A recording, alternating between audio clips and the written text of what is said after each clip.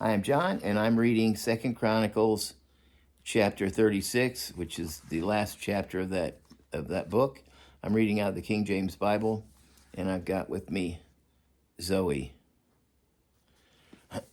Then the people of the land took Jehoahaz, the son of Josiah, and made him king in his father's stead in Jerusalem. Jehoahaz was 23 years old when he began to reign, and he reigned 3 months in Jerusalem. And the king of Egypt put him down at Jerusalem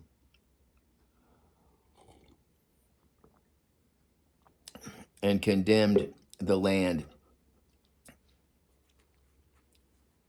in 100 talents of silver and a talent of gold. So that's what they had to pay tribute. And the king of Egypt made Eliakim, his brother, king over Judah and Jerusalem, and turned his name to Jehoiakim. And Necho took Jehoahaz, his brother, and carried him to Egypt. Jehoiakim was 25 years old when he began to reign, and he reigned 11 years in Jerusalem, and he did that which was evil in the sight of the Lord his God. Against him came up Nebuchadnezzar, king of Babylon, and bound him in fetters to carry him into Babylon. Nebuchadnezzar also carried all the vessels of the house of the Lord to Babylon and put them in the temple of his temple at Babylon. Now the rest of the acts of Jehoiakim and his abominations which he did, and that which was found in him, behold, they are written in the book of the kings of Israel and Judah. And Jehoiachin, his son, reigned in his stead. Jehoiachin was 8 years old when he began to reign, and he reigned 3 months and 10 days in Jerusalem, and he did that which was evil in the sight of the Lord. And when the year was expired, King Nebuchadnezzar sent and brought him to Babylon with the goodly vessels of the house of the Lord, and made Zedekiah, his brother, king over Judah and Jerusalem. And Zedekiah was 21 years old when he began to reign, and reigned 11 years in Jerusalem. He did that which was evil in the sight of the Lord his God, and humbled not himself before Jeremiah the prophet, speaking from the mouth of the Lord. And he also rebelled against King Nebuchadnezzar, who had made him swear by God but he stiffened his neck and hardened his heart from turning unto the Lord God of Israel.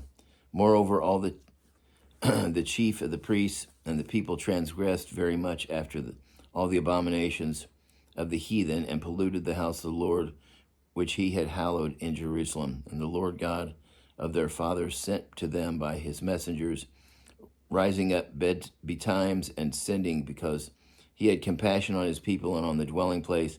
But they mocked the messengers of God and despised his words and misused his prophets, until the wrath of the Lord arose against the people, till there was no remedy. Therefore he brought upon them the king of the Chaldees, who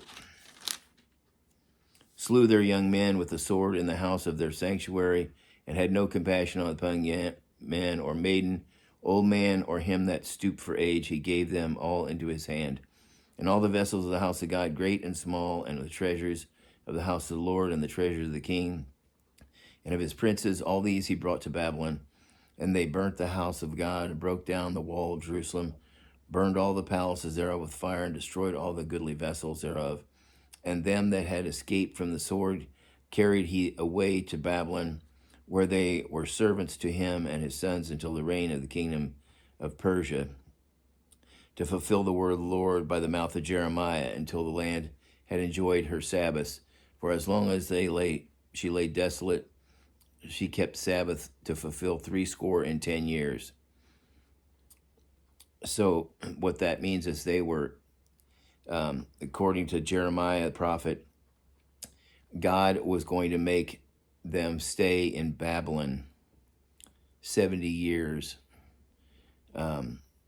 because they had never kept the Sabbaths of the land. Every 7 years, the land was supposed to go to rest. So you were supposed to plant 6 years, and the 7th year do nothing, let the land rest, and then the 8th year start planting again.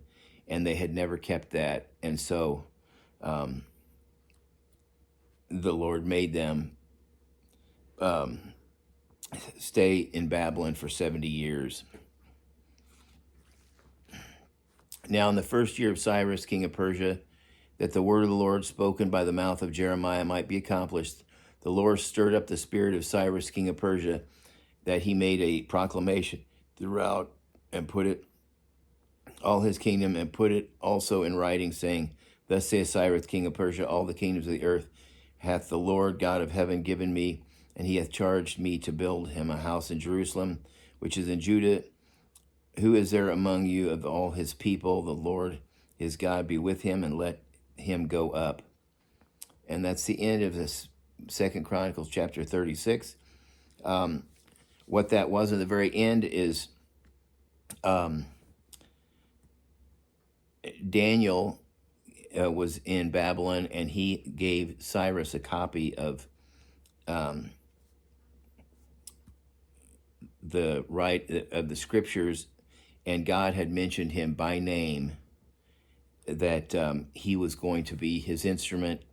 And because of that, Cyrus then gave the Israelites permission to go back to Jerusalem, rebuild their temple and rebuild the city and the temple, and to be able to and set them free. Oddly enough, only a relative handful of people left. All the rest of the people stayed in Babylon because they had their families, and they were not unhappy because the Lord had protected them while they were in Babylon, so they weren't under persecution. But they actually just were living their lives there. So anyway, next time we're going to be starting in the book of Ezra. Until we meet again, God bless.